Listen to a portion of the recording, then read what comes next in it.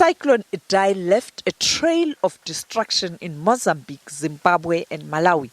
It killed hundreds and displaced hundreds of thousands of people across the region. Weeks later, its impact is still being felt.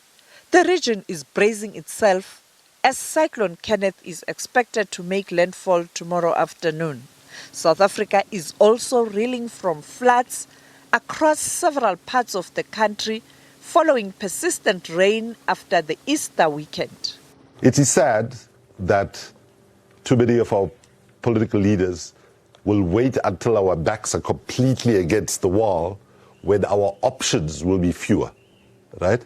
So I think it is problematic, obviously, that Donald Trump has been taking the positions that he has taken. Actually, so far, in material terms, it has not had an impact because people don't realize that you can't just get out of a pact as fast as that. In fact, the US are in right until 2020 when the next election happens in the US. So I think while, yes, it would be so much easier if China, the US, the big countries of the world, the G20 said, we are stepping forward now and we recognize that humanity is under threat like never before and we're going to make a difference, that would be better. But I would say to people, don't be disillusioned about the madness that's coming out of the White House at the moment. I think it's only a matter of time where even Fox News will not be able to protect the lies around the realities of climate change that they've been peddling in support of Trump. Amnesty International has also called on leaders to condemn xenophobia.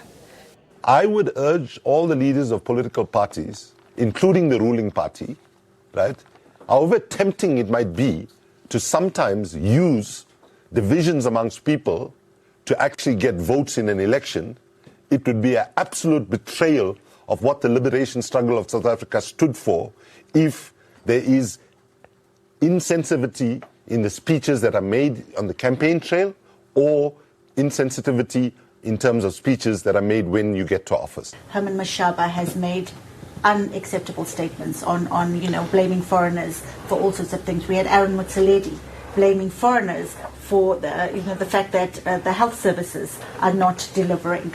And I think, as Kumi said earlier, using vulnerable people or, foreigners or refugees or migrants as a scapegoat for the lack of service delivery is, in our view, unacceptable. And this is something we will continue to call out. The minute it happens, we call it out. And we actually, try to set up meetings and we try to hold the state to account. I mean, President Ramaphosa made a statement about, the fact that foreigners are opening up illegal shops. And what happened? Shops got attacked, and people's property got looted and, people were hurt. South Africa will go to the polls on the 8th of May. Sophie Mukwena, SABC News, Johannesburg.